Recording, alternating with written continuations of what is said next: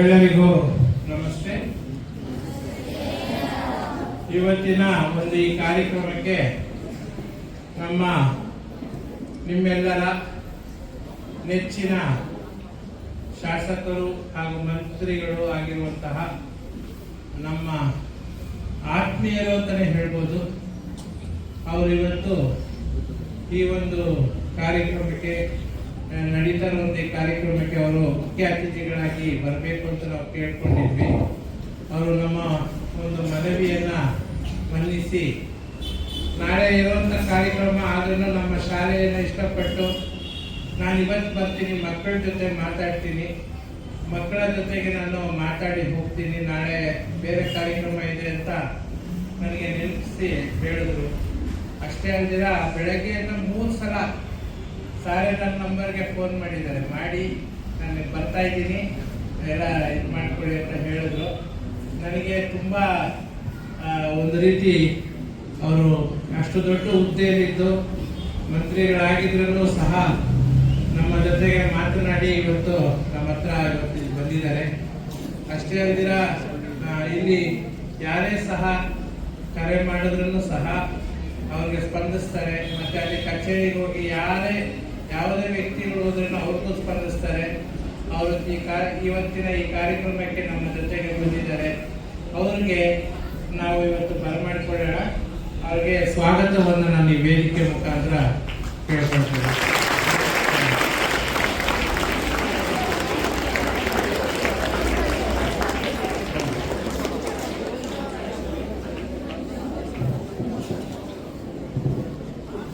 ಹಾಗೆ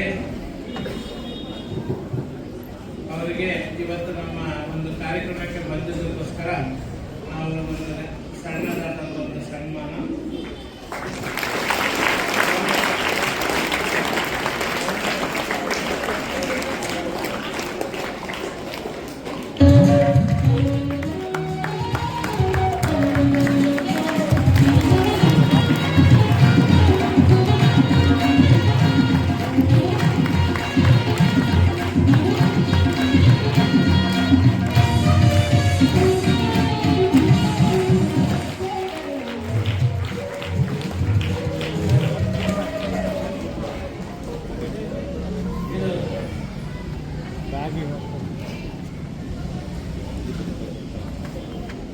ಈಗ ದೀಪ ಬೆಳಗುವಂತ ಕಾರ್ಯಕ್ರಮ.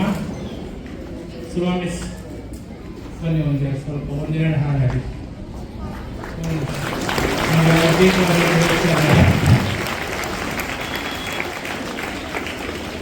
ದೀಪ ಬೆಳಗುವ ದೀಪಕ್ಕೆ ಪ್ರಾರ್ಥನೆ.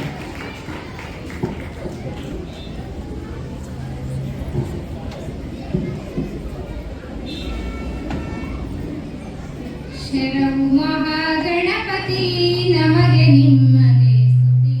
ಶರಣು ಮಹಾಗಣಪತಿ, ಶರಣು ಮಹಾಗಣಪತಿ ನಮಗೆ ನಿನ್ನದೇ ಸ್ತುತಿ. ಅನುದಿನವೂ ಭಕ್ತರು ನಿನ್ನ ನಂಬಿರುವರು, ಅನುದಿನವೂ ಭಕ್ತರು ನಿನ್ನ ನಂಬಿರುವರು. ಶರಣು ಮಹಾಗಣಪತಿ, ಗಜಮುಖನ ದೇವನೇ ನಿನಗೆ ವಂದನೆ.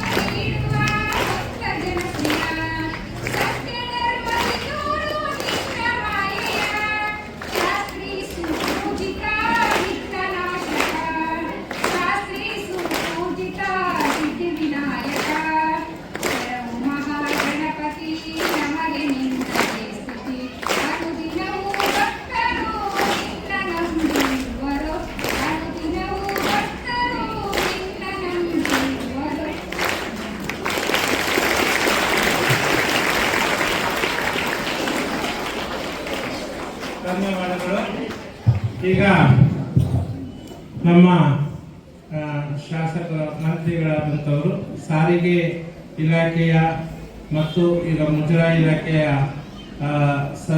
ಇದಾಗಿದ್ದಾರೆ, ಮಂತ್ರಿಗಳಾಗಿದ್ದಾರೆ. ಅವರು ಇವತ್ತು ನಿಮ್ಮೆಲ್ಲರನ್ನು ಉದ್ದೇಶಿಸಿ ನಮಗೆ ಮಾರ್ಗದರ್ಶನ ನೀಡಬೇಕು ಅಂತ ನಾನು ಈ ಮುಖಾಂತರ ಈ ವೇದಿಕೆಯಲ್ಲಿ ಕೇಳ್ಕೊಳ್ತಾ ಇದ್ದೀನಿ ಸರ್.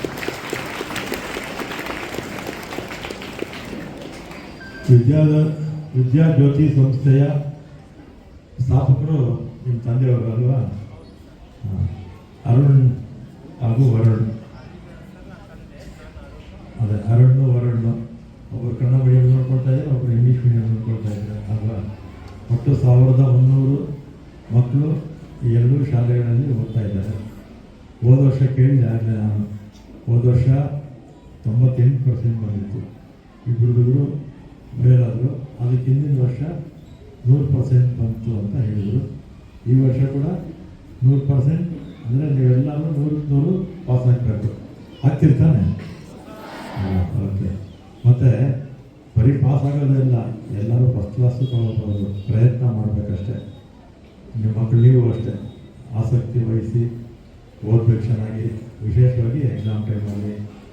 ಆಮೇಲೆ ಕಲ್ಚರಲ್ ಆ್ಯಕ್ಟಿವಿಟೀಸಲ್ಲಿ ಆಸಕ್ತಿ ಇರ್ತಕ್ಕಂಥವ್ರು ಭಾಗವಹಿಸ್ಬೋದು. ಆಮೇಲೆ ಆಟ ಆಡಬೇಕು ಚೆನ್ನಾಗಿ. ಬೆಳೆಯುವಂಥ ವಯಸ್ಸಲ್ಲಿ ಹೆಣ್ಮಕ್ಳು ಗಂಡ್ಮಕ್ಳು ಎಲ್ಲರೂ ಅಷ್ಟೇ ಚೆನ್ನಾಗಿ ಆಟ ಆಡಬೇಕು. ಕನಿಷ್ಠ 1 ಗಂಟೆ 2 ಗಂಟೆ ಆದರೂ ಆಟಗಳಲ್ಲಿ ನೀವು ಭಾಗವಹಿಸಬೇಕು. ಆಟಗಳಲ್ಲಿ ಭಾಗವಹಿಸಿದ್ರೆ ನೀವು ಚೆನ್ನಾಗಿ ಗಟ್ಟಿಯಾಗಿ ಇರ್ತೀರ, ಅಂದರೆ ಆರೋಗ್ಯವಾಗಿ ಇರ್ತೀರ.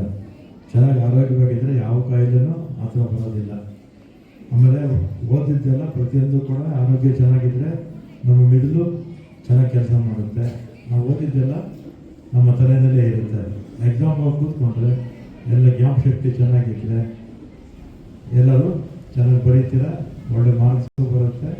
ಬರೀ ಪಾಸ್ ಆಗೋದಲ್ಲ, ಎಲ್ಲರೂ ಫಸ್ಟ್ ಕ್ಲಾಸ್ ಆಗೋದು ಪ್ರಯತ್ನ ಮಾಡಿ ಅಂತ ನಾನು ಈ ಸಂದರ್ಭದಲ್ಲಿ ಹೇಳಿ, ಅದಕ್ಕೆ ನಾನು ಟೀಚರ್ಸ್ಗೂ ಅಷ್ಟೇ ಹೇಳ್ತಾ ಇರ್ತೀನಿ.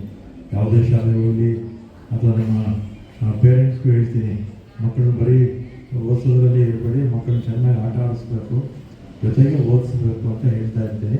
ನಾನು ಕೂಡ ನಿಮಗೆ ಅದನ್ನೇ ಹೇಳಿ, ನಾಳೆ ಪ್ರೋಗ್ರಾಮ್ ಇತ್ತು, ನಾಳೆ ನನಗೆ ಬನ್ನಿ ಅಂತ ಹೇಳಿದ್ದು, ನಾಳೆ ಮಂಗಳೂರಿಗೆ ಹೋಗಬೇಕು. ಅದರಿಂದ ಇವತ್ತೇ ಬಂದು ನಿಮ್ಮನ್ನೆಲ್ಲ ಕೂಡ ಬಂದು ಮಾತಾಡಿಸ್ಕೊಡ್ತೀನಿ ಅಂತ ಹೇಳಿದ್ದೆ. ಅದರಿಂದ ವರುಣ್ ಅವರು ಕೂಡ ಈ ಭಾಗದಲ್ಲಿರ್ತಕ್ಕಂಥ ಕನ್ನಡ ಮೀಡಿಯಂ ಇರ್ಬೋದು, ಇಂಗ್ಲೀಷ್ ಮೀಡಿಯಂ ಇರ್ಬೋದು, ಎಲ್ರಿಗೂ ಕೂಡ ಒಳ್ಳೆಯ ವಿದ್ಯಾಭ್ಯಾಸವನ್ನು ಕೊಡ್ತಾ ಇರ್ತಕ್ಕಂಥ ಕೆಲಸವನ್ನು ಮಾಡ್ತಾಯಿದ್ದಾರೆ. ಅದ್ರ ಜೊತೆಗೆ ಶಿಸ್ತು ಕೂಡ ಭಾಳ ಮುಖ್ಯ. ಮಕ್ಕಳಲ್ಲಿ ಚೆನ್ನಾಗಿ ಶಿಸ್ತಿನಿಂದ ನೀವು ಕ್ಲಾಸಸ್ಸು ಯಾವುದೇ ಕೆಲಸ ಮಾಡಲಿ ಶಿಸ್ತನ್ನೋದು ಇರಬೇಕು.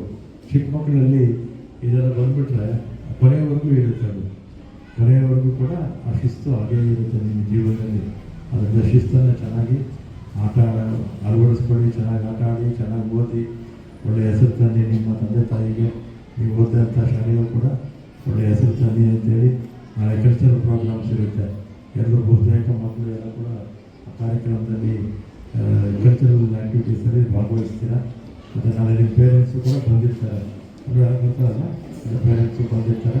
ನಾಳಿನ ಕಾರ್ಯಕ್ರಮ ಯಶಸ್ವಿಯಾಗಲಿ, ನೀವೆಲ್ಲ ಚೆನ್ನಾಗಿ ಓದಿ ಅಂತೇಳಿ ನಾನು ಮಾತನಾಡ್ತೇನೆ. ಧನ್ಯವಾದಗಳು ಸರ್. ಇವತ್ತು ನಿಮ್ಗೆಲ್ಲರಿಗೂ ಹೇಳಿದ್ದಾರೆ. ಏನು ಹೇಳಿದ್ರು ಅಂದರೆ, ಏನು ಹೇಳಿದ್ರು ಹೇಳಿ, ನಿಮ್ಗೇನು ಮುಖ್ಯ ಜೀವನದಲ್ಲಿ? ಶಿಸ್ತು ಮುಖ್ಯ. ಜೋರಾಗಿ ಹೇಳಬೇಕು, ಶಿಸ್ತು ಮುಖ್ಯ. ಯಾಕಂದರೆ ಆ ಶಿಸ್ತನ್ನು ನಾವು ಅಳವಡಿಸ್ಕೊಂಡ್ರೆ ಮಾತ್ರ ಜೀವನದಲ್ಲಿ ನಾವು ಎಲ್ಲಿವರೆಗೂ ಬೇಕಾದ್ರೂ ನಾವು ಎತ್ತರಕ್ಕೆ ಬೆಳೀಬೋದು, ರೀಚ್ ಆಗ್ಬೋದು ನಮ್ಮ ಏಮನ್ನು. ಮತ್ತು ಅದ್ರ ಜೊತೆಗೆ ಇನ್ನೊಂದು ವಿಷಯ ಹೇಳಿದ್ರು, ಓದೋದು ಮಾತ್ರ ಅಲ್ಲ, ಇನ್ನೊಂದು ಇರಬೇಕು. ಏನಿರಬೇಕು? ಆಟನೂ ಇರಬೇಕು. ಆಟನೂ ಇದ್ರೇ ನಮ್ಮ ತಲೆಯಲ್ಲಿ ಬುದ್ಧಿನೂ ಓಡೋದು, ಮತ್ತು ನಾವು ಶಕ್ತಿಶಾಲಿಯಾಗಿ ಬೆಳೆಯೋದಕ್ಕೆ ಸಾಧ್ಯ. ಹಾಗಾಗಿ ನೀವೆಲ್ಲರೂ ಸಹ ಅವ್ರು ಹೇಳಿದಾಗೆ ಆಟದಲ್ಲೂ ಮುಂದೆ ಬರಬೇಕು, ಜೊತೆಗೆ ಶಿಸ್ತಾಗೂ ಇರಬೇಕು, ಚೆನ್ನಾಗಿ ಓದಬೇಕು.